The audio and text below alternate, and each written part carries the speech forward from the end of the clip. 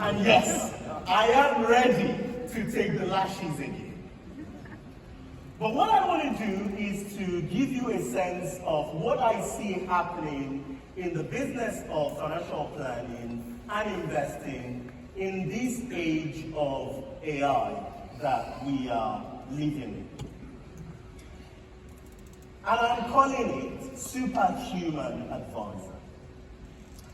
And you will all have seen this paper titled AI 2027 by Daniel Kokochalo and a couple of ex-OpenAI researchers.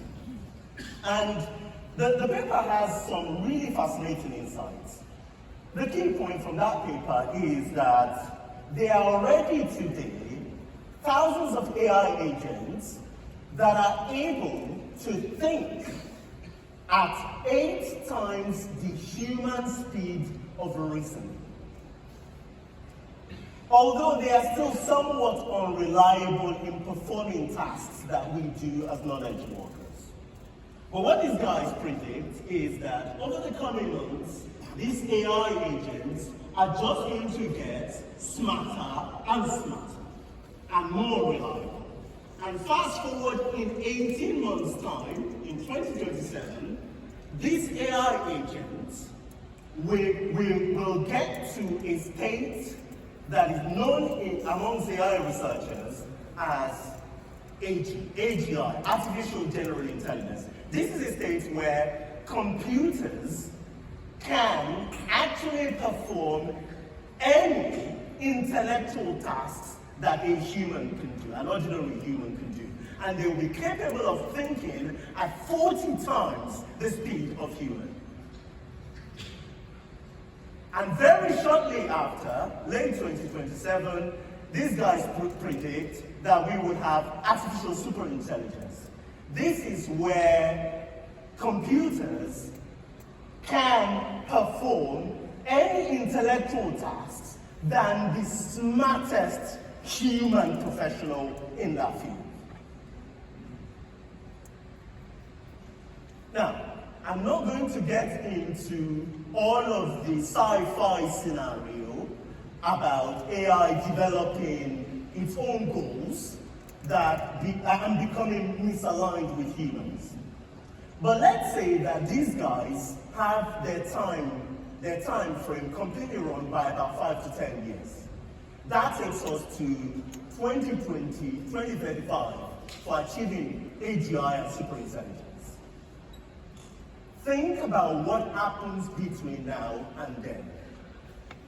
Now, there is a competing school of thought. 2 other researchers came out very shortly, a guy called Ed Edro and his partner. They are co-founders of a business called Mechanize.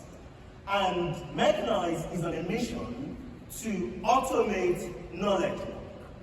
What I found fascinating was that these guys say, well, actually, AGI and superintelligence is at least 30 years away. Yet, these guys are betting their entire career. These are like super smart guys. My point is, even when you have the biggest skeptics betting their career on automating knowledge work, then we better believe that something is coming down this pipe. Satya Nadella, Microsoft CEO, thinks AGI is complete nonsensical. Yet, he believes that in the next 5 years, it will add 10% increase to global growth, global productivity. For those paying attention at home, that translates to $10 trillion increase in global productivity, global GDP, every single year. Little wonder, ladies and gentlemen, that big tech is spending, you sitting down? You are sitting down. $500 billion on building AI infrastructure in 2025 alone. The Big Four they budgeted 300 freaking billion pounds. They are spending half of UK national budget on building AI. Now, here is where the rubber hits the road for me. Nothing we do in financial planning and investment management requires superintelligence. That's that feathering thing. When you see that feather, I might be saying something that offends someone. So lean in, ladies and gentlemen. Nothing you or I do requires superintelligence. That's not an insult. If that were the case, I wouldn't be standing in front of you today. My point is that AGI or superintelligence is not a prerequisite for computers, for technology to outperform us in many of the domains in many of the tasks that we perform today. So make no mistake, I don't believe that AI would completely replace the human advisor, but oh boy, are we in for a radical, mind-shifting, mind-bending transformation in our work, the value that we had, and how we quantify that value. So I want to state three bleeding, obvious implications from that. So I asked ChatGPT, I gave it a few prompts, and I said, can you create a heat map to give me an idea of what different tasks in financial planning and investment management will get completely automated over the next couple of years by AI. And this is what it came up with. Should be no surprise. Investment management, wrapper selection, tax planning, cash flow modeling for practically all categories of wealth, being able to visualize the overall household wealth on a single place. In other words, elimination of what I think of as fragmentation of the balance sheet, of the household balance sheet, or fragmentation of the wealth. AI will automate all of that entirely. These are all the things that you get regulated for today. These are all the things that your fees are linked to today. Should be no surprise, the things that will be more challenging. And I had really a debate with GPT, because I said, oh, you're lying to me, and you prod it, and you said, oh, that's what AI will say, wouldn't it? You will say that, and you insult it to try and get it to, own up and give you as best a version of truth as possible. But the things that are harder for, computers or technology to automate generally are things around life transition, divorce, remarrying, death, business exit, the messy middle where money meets a meaningful life.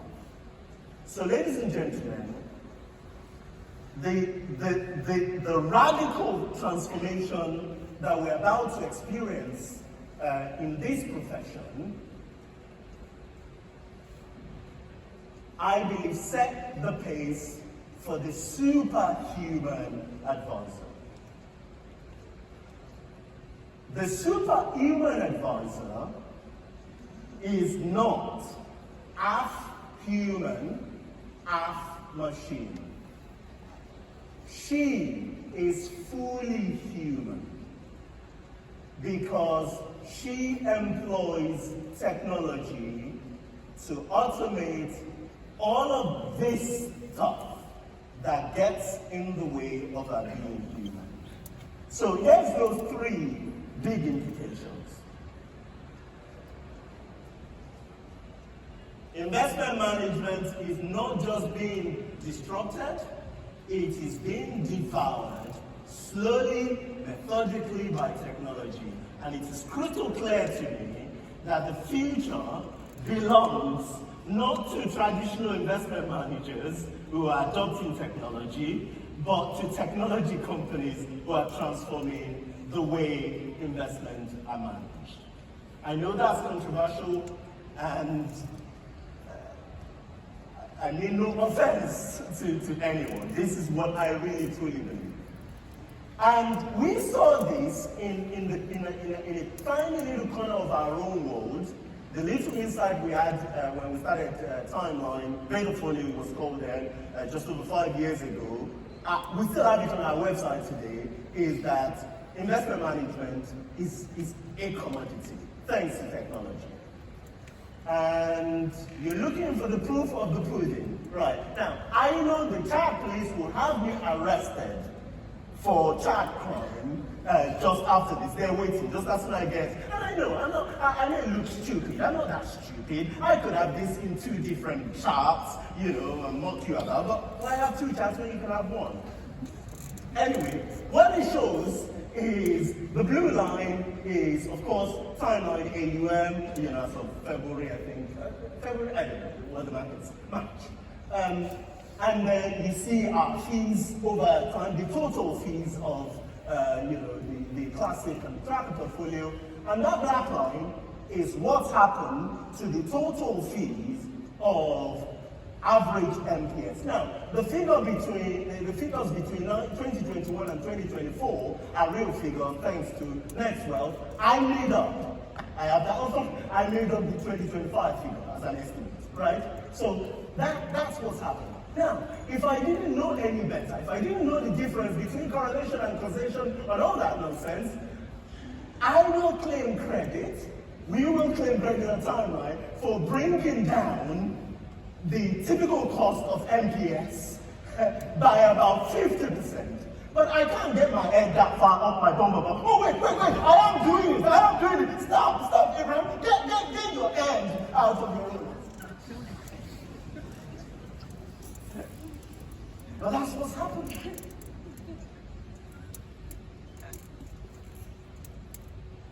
We believe, though, there is more to do. And we've been looking at this market, and one area that we think needs shaking up is the multi-asset fund arena, where today the average cost, in spite of some good proposition out there, the average cost, average OCF, is over 90 basis points.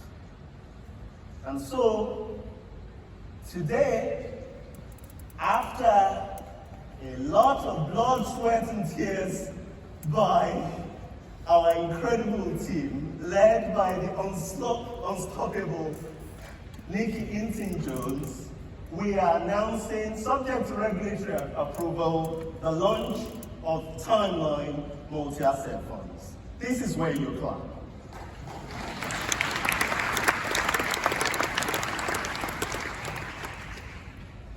We went about this, and please, can you give just a big recognition to Nikki, Laurentius, and our entire team, and the guys at Northern Trust and Thoughtman. I'll talk to you about them.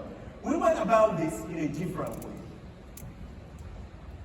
What many MPS providers do when they want to unitize the portfolio, and this comes as a result of demand question from you guys in managing, especially in managing GIAs. I remember my friend Simon Ross saying to me 2 years ago at a conference, says, Abraham,